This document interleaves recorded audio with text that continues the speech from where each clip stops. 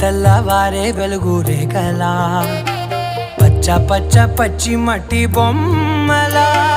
అల్లి బిల్లి వెన్న పాల నురగలా అచ్చ తెలుగు ఇంటి పూల కొమ్మలా